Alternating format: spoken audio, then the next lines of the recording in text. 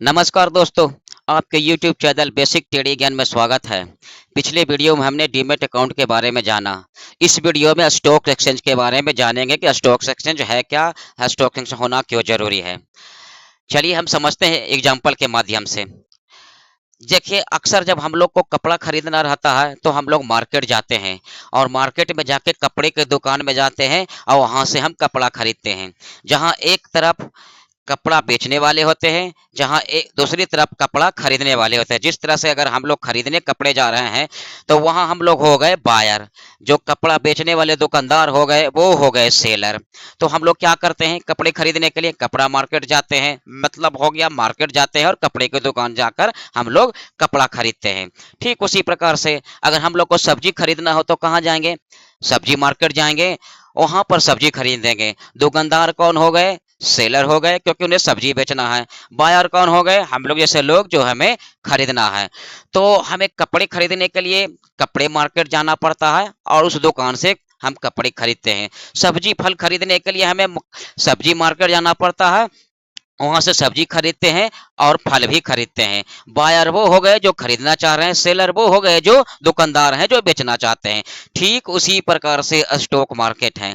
हमें अगर स्टॉक खरीदना है, अगर हमें शेयर खरीदना है तो हमें स्टॉक एक्सचेंज में जाना पड़ेगा।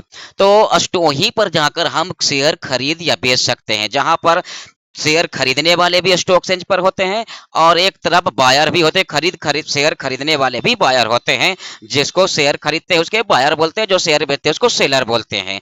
तो आइए हम जानते हैं कि स्टॉक एक्सचेंज है कहाँ, हम क्यों कहाँ जाएंगे स्टॉक एक्सचेंज पर शेयर खरीद या बेचने के लिए। तो देखिए हमारे इंडिया में मुख्य रूप से दो ही स्टॉक एक्सचेंज है, एनएससी बीएससी। है तो बहुत सारे स्टॉक एक्सचेंज, मगर मुख्य रूप से दो स्टॉक एक्सचेंज है, एनएससी और बीएससी, जहां पर सबसे ज्यादा खरीदारी होती है। यहाँ सबसे ज्यादा लोग खरीद बिक्री करते हैं। National stock exchange of India, जिनका पूरा नाम है एनएससी का, ये मुंबई में स्थापित है और 1992 में इसकी स्थापना हुई थी।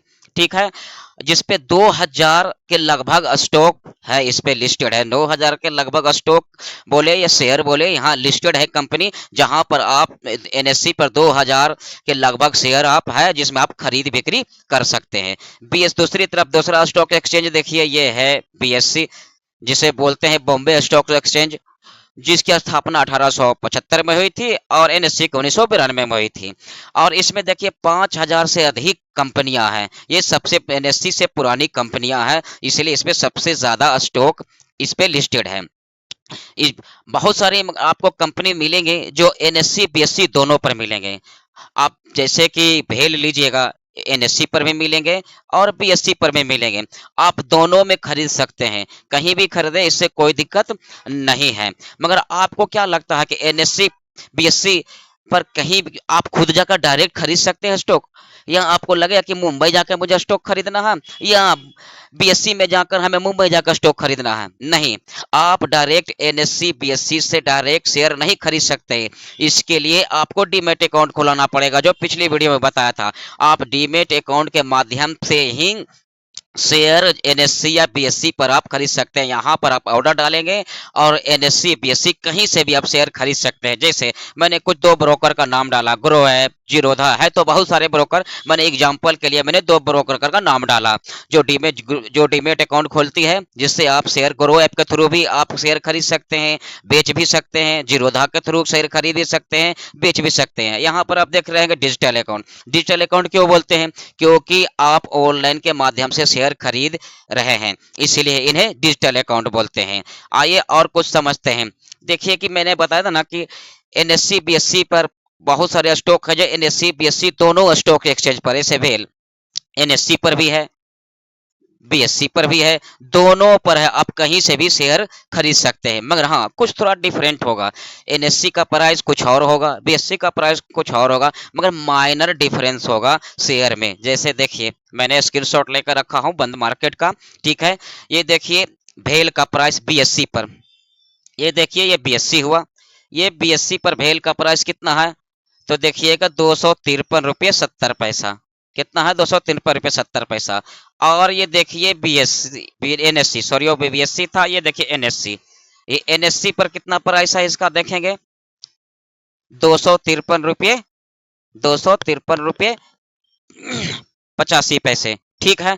माइनर डिफरेंस यानी कि 0.15% 0.1 रुपीज का अंतर है, माइनर डिफरेंस है। आप कहीं से भी खरीदे आपको चलेगा।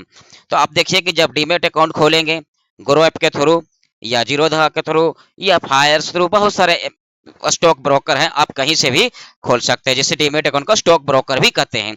आप ऑर्डर डालेंगे एनएससी पर, आपके अकाउंट में आ जाएंगे, या बीएससी पर ऑर्डर डालेंगे आपके अकाउंट में आ जाएंगे। सेल भी करना है तो आप बीएससी पर भी सेल कर सकते हैं, एनएससी पर भी सेल कर सकते हैं।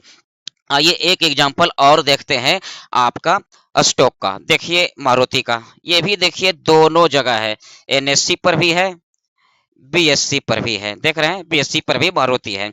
अब इसका प्राइस देखते हैं।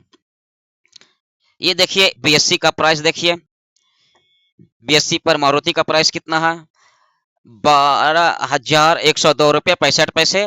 और एनएससी पर देखिए प्राइस कितना है, 12,105 रुपये 10 पैसे। कितना का अंतर है, करीब 2 रुपये 45 पैसे।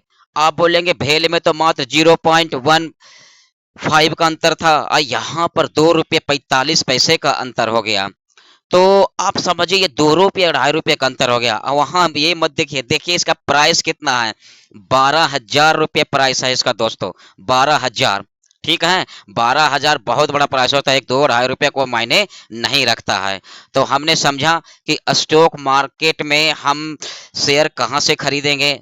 स्टॉक एक्सचेंज क्या है, स्टॉक एक्सचेंज एक ढंग से दुकान है जहां से हम शेयर खरीदते हैं और बेचते भी हैं, जहां पर एक तरफ बायर खड़ा होता है, एक तरफ सेलर खड़ा होता है। एक्सचेंज इसलिए बोलते हैं कि एक तरफ कोई सेल कर रहे हैं तो एक तरफ बाय कर रहे हैं, एक तरफ कोई शेयर खरीद रहे हैं तो एक तरफ बेच रहे हैं, एक तरफ कोई बेच रहे हैं तो एक तरफ खरीद रहे हैं, इसलिए एक्सचेंज करते हैं। यहाँ पर स्टॉक जो है बाय सेल होता है, एक दूसरे के साथ एक्सचेंज होते रहता है। डीमैट अकाउंट के थ्रू आप खरीद सकते हैं। तो समझ में आया स्टॉक एक्सचेंज क्या है।